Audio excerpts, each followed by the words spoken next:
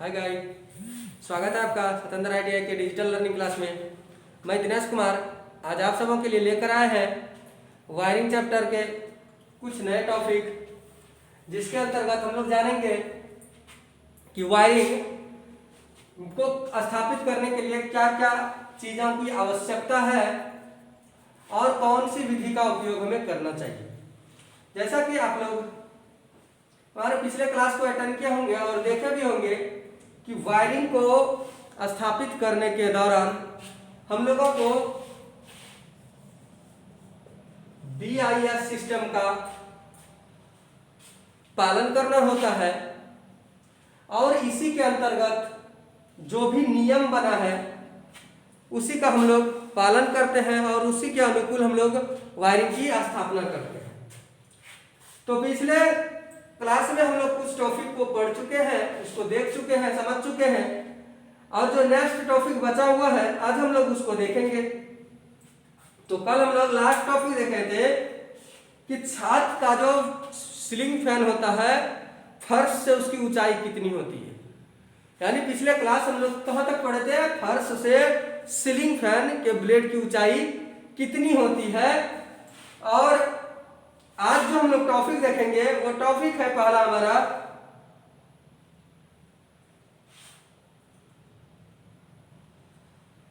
कि घर में जो लाइट परिपथ होता है, घर में जो लाइट परिपथ होता है, लाइट परिपथ की ऊंचाई कितनी होती है।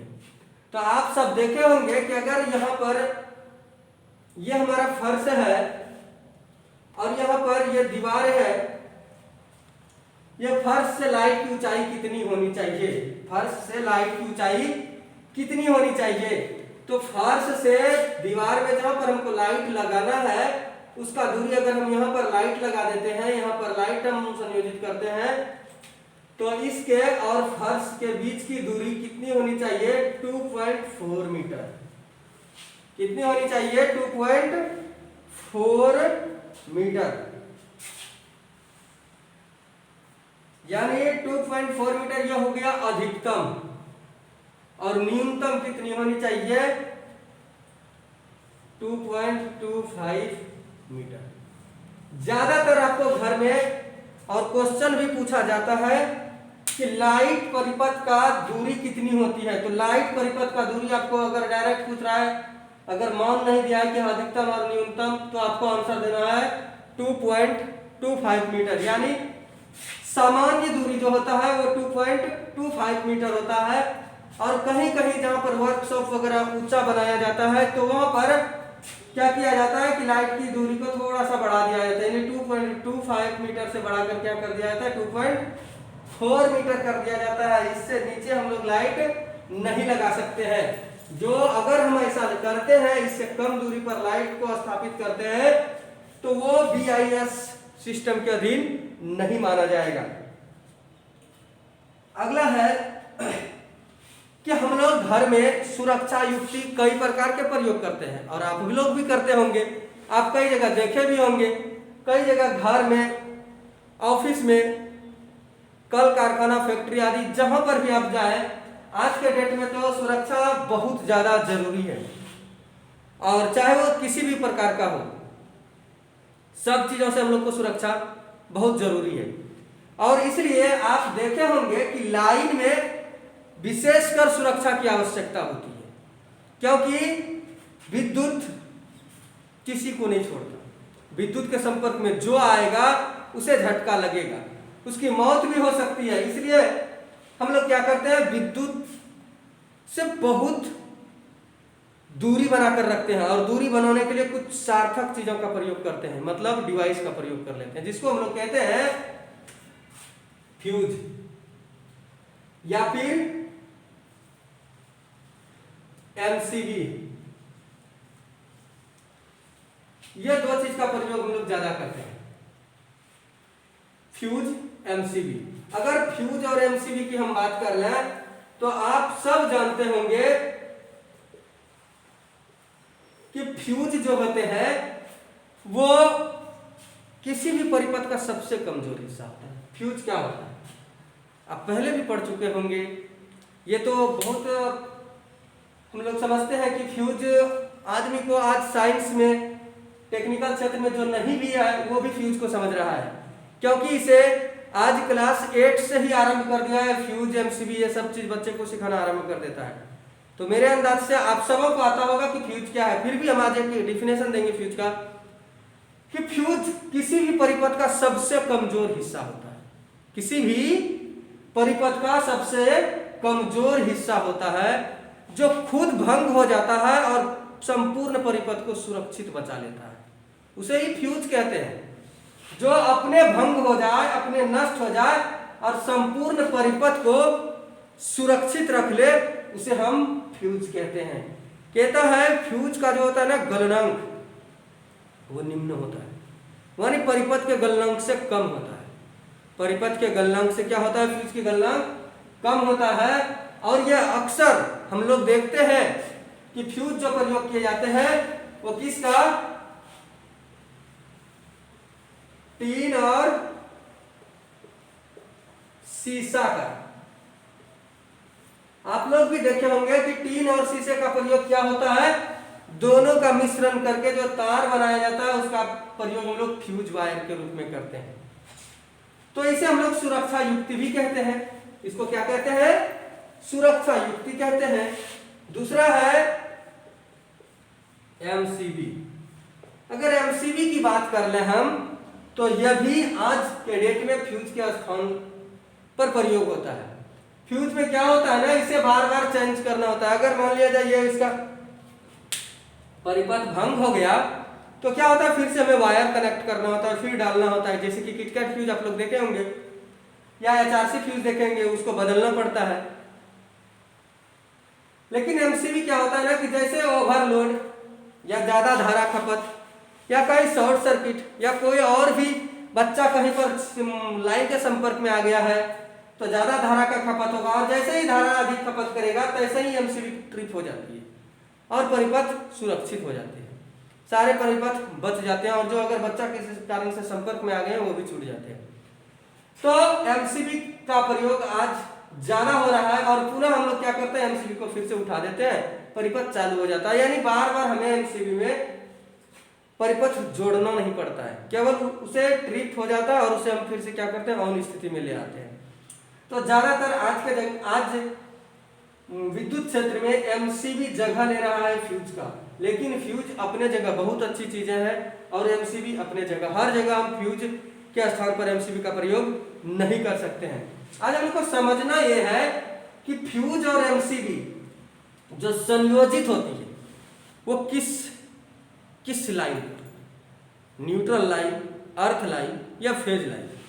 क्योंकि आपके घरों में 3 लाइन है, इसको कहते हैं फेज, न्यूट्रल, अर्थ। अगर इस प्रकार से आप देखें तो हम सबके घर में ये 3 लाइन होती है, फेज लाइन, न्यूट्रल लाइन और अर्थ लाइन। लेकिन जितनी भी सुरक्षा युक्ति होती है, इनके अलावा और भी, जैसे आपके पास है स्विच, उसे भी हम संयोजित करते हैं। तो स्विच हो, फ्यूज हो, एमसीबी हो, आरआरबी हो, जो भी प्रयोग करें हम लोग, आरसीबी हो, वो किसमें संयोजित होगा? सब फेज लाइन में। अगर हम यहां पर फ्यूज लगाना चाहेंगे तो यहीं पर लगेगा, इस प्रकार से फ्यूज लग जाएगा, ना कि न्यूट्रल में। भूल से भी आप अगर घर में वायरिंग करते हैं तो फ्यूज, एमसीबी या स्विच आदि को किससे कंट्रोल ना करें, न्यूट्रल को कंट्रोल ना करें उसके माध्यम से। किसको करना है? केवल आपको फेज को, मतलब फेज में ही संयोजित होता है। हम लोग को समझना यही था कि एमसीबी और फ्यूज या स्विच आदि को कहां संयोजित करते हैं, तो हम लोग कहां करते हैं? फेज लाइन में करते हैं। अगला टॉपिक है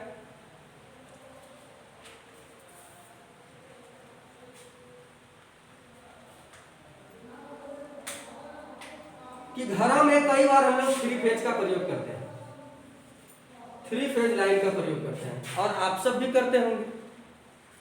तो 3 फेज का तो जनरली प्रयोग सब घर में नहीं होता, क्योंकि 3 फेज की हमारे पास डिवाइसें नहीं होती है घर में। अक्सर हमारे घर में सिंगल फेज से चलने वाली डिवाइस है, सभी चीज तो सिंगल फेज से चल जाते हैं। जैसे आपके एसी हो गए, गीजर हो गए, फैन हो गए, मोटर हो गए, ये सब चीज़ें सिंगल फेज में चलने वाली है।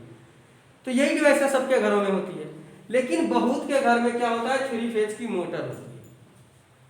अगर 3 फेज की मोटर नहीं भी है, फिर भी अगर 3 फेज हम कनेक्शन घर में ले चुके हैं, तो आपको करना क्या है, बस करना यही है कि 3 फेज है मतलब 3 लाइन होगा, फेज वायर 3 ठो होगा।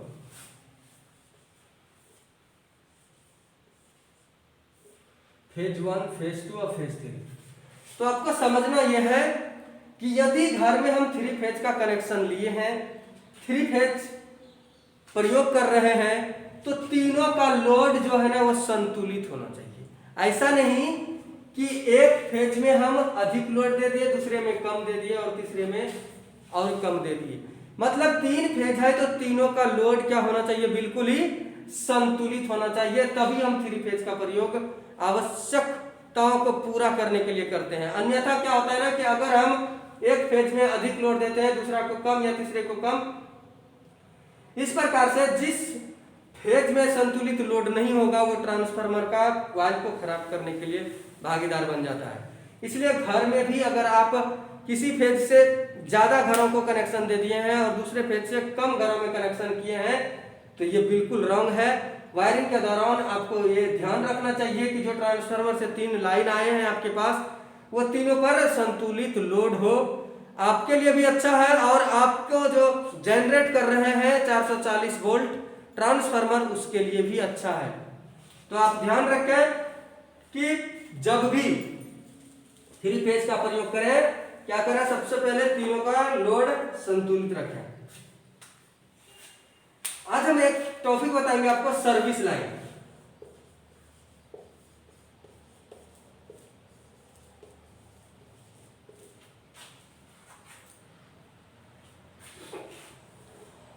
आप सब इस शब्द से बहुत ही वाकिफ होंगे, आप सब इस सबको जानते होंगे कि सर्विस लाइन क्या होता है। लेकिन सर्विस लाइन कहते किसको है, शायद ये बहुतों को पता भी होगा और बहुतों को नहीं भी होगा, लेकिन आज हम सबको बता देना चाहेंगे कि सर्विस लाइन क्या होता है। तो सर्विस लाइन का अर्थ होता है जो हमें सर्विस दे रहा है, जो हमें सर्विस दे रहा है। तो कौन सी लाइन जो हमें सर्विस दे रहा है, तो अब इसका अर्थ यह होता है कि जिस बिजली के खंभे से लाइन हम घर तक लाते हैं, जैसे आपके गली मोहल्ले में एक कुत्ता हुआ करता है और इसी में 3 लाइन खींचे जाते हैं। इस प्रकार से 3 लाइन खींचे गए हैं। यहां से आप क्या करते हैं, एक टोका लगाते हैं एक वायर में, और यहां से मान लिया जाए हमने यहां पर एक जंक्शन बनाया और जंक्शन से अपने घर को ले गए, और इसमें से ही एक न्यूट्रल भी होता है, आप देखे होंगे इसमें से ही एक न्यूट्रल भी होता है, और न्यूट्रल में भी एक जंक्शन बनाए और अपने घर को ले आए। तो ये दोनों तार को हम लेकर कहाँ आए, पूरे जगह तो नहीं घुमा देते हैं ना, इसको कहाँ लेके आते हैं, पैनल तक, जहां आपके घर का पूरा पैनल बॉक्स बनता है, जहां पर पूरा घर का फंक्शन होता है कि अगर वहां से हम लाइन काट दें तो पूरे घर का लाइन क्या होगा, डिस्टर्ब हो जाएगा, कट जाएगा, उसको हम लोग पैनल बॉक्स कहते हैं। तो बिजली खुट्टा से पैनल बॉक्स तक जो लाइन लाया जाता है उसी को हम लोग क्या कहते हैं, सर्विस लाइन कहते हैं। उसको क्या कहते हैं, सर्विस लाइन कहते हैं, क्योंकि इस घर को सर्विस इन्हीं दोनों तार के माध्यम से मिल रहा है। बिजली का जो सर्विस मिल रहा है किसके माध्यम से मिल रहा है, फेज और न्यूट्रल के माध्यम से ले रहे हैं। इसलिए हम लोग कहते हैं बिजली खुट्टा से जो घर तक हम तार लाए हैं, जिसके माध्यम से हमारे घर में वोल्टेज या करंट आते हैं, उसी लाइन को हम लोग सर्विस लाइन कहते हैं। उम्मीद करते हैं कि आज आप सब जो भी टॉपिक पढ़े सब समझ में आया होगा। आज के लिए बस इतना ही, धन्यवाद।